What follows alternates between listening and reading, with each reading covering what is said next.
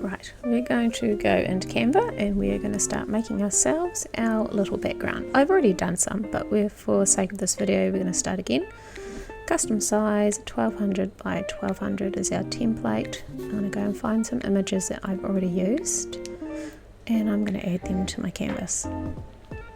Once they're in there, I'm going to shrink them down till I get them to the size I want them to be. Positioning them roughly on the page.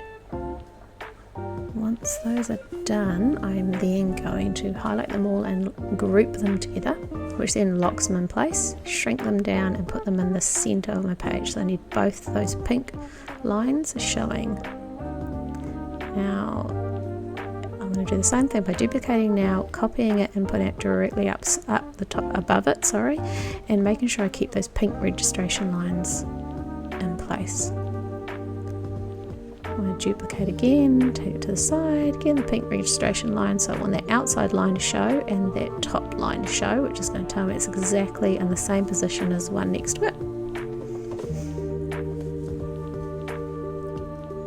And I'm going to keep doing that to the right side. Then I'm going to copy and work my way up, making sure those registration marks match up. That one just jumped into place, which is good.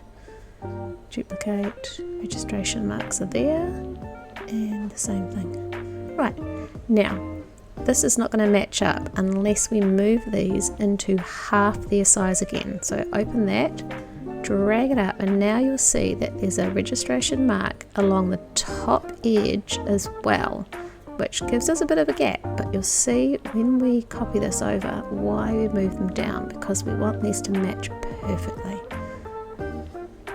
Okay, so I'm going to go to the middle one. I'm going to expand it slightly, just want to fill that page up. Once I'm done doing that, we're going to download it, and we're going to download it with a transparent background. Hit download. Then we're going to open up a new canvas again, which is going to be 3600 px by 3600 px.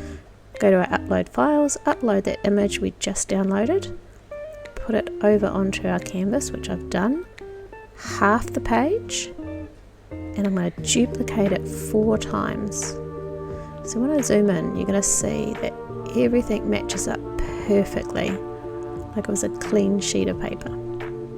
Okay, you're going to share, download transparent background. I'm just going to name this because I want to keep this as a copy on my computer. And then we're going to pop on over to our document that we were just doing before, which is our canvas for our notes. So this is our notepad. I'm uploaded that image into Canva again, and I'm going to stretch it out and make it fit.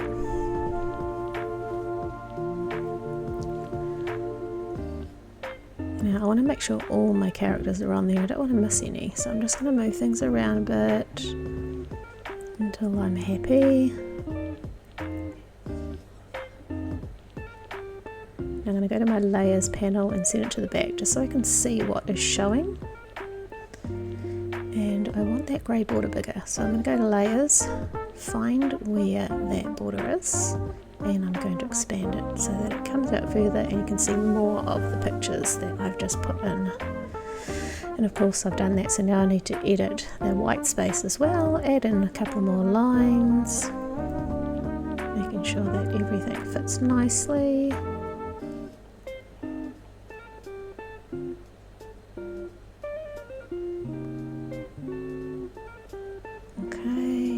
Notice that my image just outside of my border, so I'm just going to bring that in so it tucks in nicely on that grey. Alright, now we're going to work down to our squares. So these ones are our little jotter squares. Go to our layers panel and remove all the previous images from our previous project and add that image that we uploaded, pop it in place, and we're going to go to layers, position, send to the back, and then we're going to send it forward once. And I'm going to copy that and do that on all. Backwards and then forwards. Okay, I'll speed it up and we'll finish this off.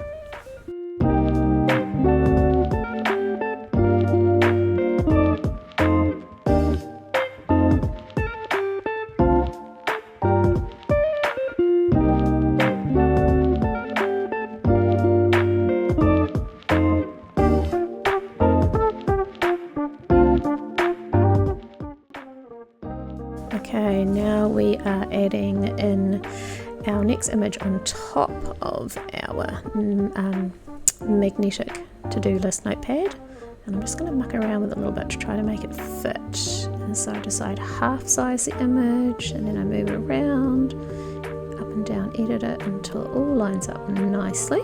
Once I'm happy with that, I will send it to the back, stretch out that border a little bit, and then I'm going to actually duplicate those layers because it's a lot easier to do that than it is for me to actually redo the whole thing. So once those are in place, line them all up, cool, delete them, copy, paste, copy, paste. Once it's done, we then download the whole project onto our computer, and then we're going to pop on over to our Neat Office. So there you go, that's what looks like a Neat Office, and I changed my page to landscape. This is the point I realised I forgot to download it in transparent background, so that's okay, you can crop it. So I'm just cropping the image, taking it all the way down so that you can't see those borders.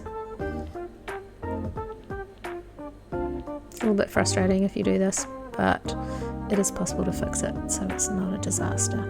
Right, once I'm happy with that, I then position it on my page, and I'm going to shrink it down so that it fits perfectly. Editing it to make it fit because we want it to be a good size notepad. So I copy it twice, paste it, and I think it's a little bit off, so I stretch this one slightly, delete the one and recopy the one that you just made because you want them to be perfect match same. So there's my gap, and then I will save my project and I will duplicate it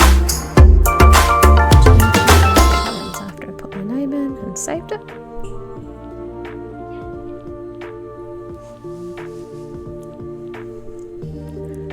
Now I go to page and I hit duplicate, and I do this 25 times. 25 duplications because that will give me 50 sheets because it's 2 per page.